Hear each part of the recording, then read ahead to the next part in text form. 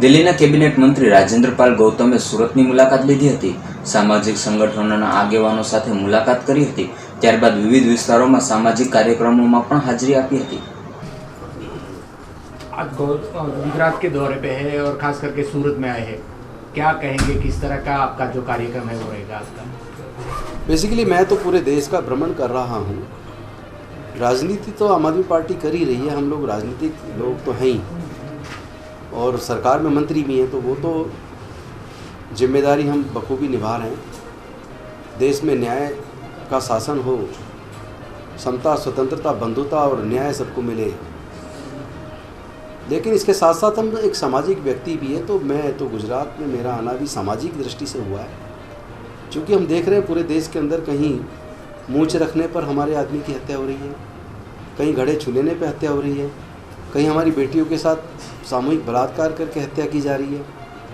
और ऐसे में मैं देखता हूँ कि बड़े अधिकारी, बड़े नेता चुप्पी साध लेते हैं. छोटे छोटे किसी अगर कोई खिलाड़ी बीमार हो जाए तो प्रधानमंत्री जी भी उसको ट्वीट करते हैं कि आप जल्दी स्वस्थ हों. लेकिन जब हमारे लोगों की हत्याएं होती हैं उस पर चुप्पी साधे रखते हैं, उससे मन टूटता है. इसलिए पूरे देश में हम लोग जा रहे हैं, पूरे देश के अंदर समाज को तैयार कर रहे हैं कि भाई आप अपना मन बना लो, पूरा देश मन बना ले. अगर हमें भारत से प्यार है, अगर हमें भारत के संविधान से प्यार है, तो फिर नफ़रत का वातावरण ख़त्म करना होगा. हम छुआछूत मुक्त भारत चाहते हैं, जातिवाद मुक्त भारत चाहते हैं, किसी भी प्रकार का न्याय किसी के भी साथ ना हो, ऐसा भारत चाहते हैं. उसके लिए हम लोग पूरे देश के अंदर जाके समाज से बात कर रहे हैं, लोगों से बात कर रहे हैं कि आप लोग अगर भारत से प्यार करते हैं तो भारत के संविधान की भी इज्जत करिए. संविधान तो सबको साथ लेकर चलने की बात करता है. सरकार तो समता, मैत्री, भाईचारे की, न्याय की बात करता है.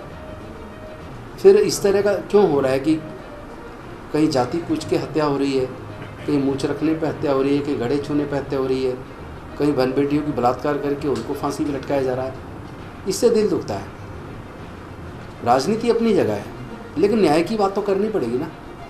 उसके लिए मैं पूरे देश का भ्रमण कर रहा हूँ, लोगों से मिल रहा हूँ. और अच्छी बात यह है कि देश के अंदर न्याय पसंद लोगों की संख्या ज़्यादा है. अभी ऐसे कम लोग हैं जो इस तरह की उत्पीड़न की घटनाएं करते हैं. बाकी देश के लोग सब एकजुट हो जाएंगे, न्याय की बात करें तो मुझे लगता है कि भारत निश्चित तौर पर मजबूत होगा. आप जो है कैबिनेट मंत्री के साथ साथ जय भीम मिशन के भी प्रणेता है, तो खास करके जो लोग जा रहे हैं वो बौद्ध धर्म की ओर, हिंदू में से जा रहे हैं, तो गुजरात में कहीं टेक्निकली ज़्यादातर फॉर्म इतनी बड़ी संख्या में भरे गए हैं. सूरत जिले की बात करें तो देखिए, क्या कहेंगे? भारत का संविधान देश के सभी लोगों को धार्मिक आस्था की आज़ादी देता है. मैं किसी भी प्रकार के धर्म परिवर्तन के खिलाफ हूँ. मैं तो इतिहास का छात्र रहा हूँ, हिस्ट्री को बहुत बारीकी से अध्ययन किया है, रिसर्च किया है इसके ऊपर. हमारा तो पूरा भारत बौद्धमय था और एक समय सम्राट अशोक के टाइम पर म्यांमार से लेके ईरान तक पूरा भारत बौद्धमय था. म्यांमार भारत का हिस्सा था, बांग्लादेश भारत का हिस्सा था, नेपाल भारत का हिस्सा था, तिब्बत भारत का हिस्सा था, भूटान भारत का हिस्सा था, पाकिस्तान भारत का हिस्सा था, अफ़गानिस्तान भारत का हिस्सा था, ईरान भारत का हिस्सा था. आपको याद होगा जब तालिबान के साथ अमेरिका का युद्ध हुआ तो उस वक्त अफ़गानिस्तान के बामियान में इतनी बड़ी शिला में बुद्ध की प्रतिमा थी, जिसको तोड़ने के लिए तालिबानियों ने तोपों का सहारा लिया और काफ़ी दिन लगे तोड़ने में. जहाँ भी खुदाई होती बुद्ध निकलते हैं. पूरे इस साउथ एशिया में आप कहीं भी देखें, जहाँ भी खुदाई होती है बुद्ध निकलते हैं. भारत के अंदर भी 2200 के करीब गुफाएं हैं. उसमें 2000 से ज़्यादा गुफाओं में हर जगह बुद्ध की कलाकृतियाँ, बुद्ध के अवशेष, बुद्ध कालीन जो संस्कृति है उसके अवशेष नज़र आते हैं. तो हम तो अपने भारत को बौद्ध में जो पहले से था, हम तो उस संस्कृति को मजबूत करने की बात कर रहे हैं कि हमारे पूर्वज बौद्ध थे. बौद्ध का मतलब कोई धर्म नहीं है, ये बात पहले सबको समझना होगा. धर्म में और धम्म में अंतर है. धर्म धर्मशास्त्र से चलता है, धर्मशास्त्र के खिलाफ किसी को आवाज़ उठाने की आज़ादी नहीं है. धम्म प्रज्ञा से चलता है, धम्म बुद्धि और विवेक से चलता है. किसी भी धर्म को मानने वाला व्यक्ति धम्म को मान सकता है. धम्म 5 शील पे आधारित है, अष्टांगिक मार्ग पे आधारित है. नशा नहीं करना है, बेविचार नहीं करना है, झूठ नहीं बोलना है, चोरी नहीं करना है, हिंसा नहीं करना है और मध्यम मार्ग अपनाना है। जीवन में सबके कल्याण के लिए काम करना है। किसी भी प्रकार के नफरत के वातावरण को, विषमता के वातावरण को ताकत नहीं देनी है। बौद्ध धर्म की क्या पहचान? मानव मानव एक समान, जाति छोड़ो समाज जोड़ो। इस विचार के साथ हम पूरे देश में जन जागरण का काम मिशन जय भीम के माध्यम से कर रहे हैं। क्योंकि राजनीति अपनी जगह और हमारा सामाजिक जीवन अपनी जगह है। देश के प्रति हमारी भी कोई जिम्मेदारी है, देश के संविधान के प्रति हमारी भी जिम्मेदारी है।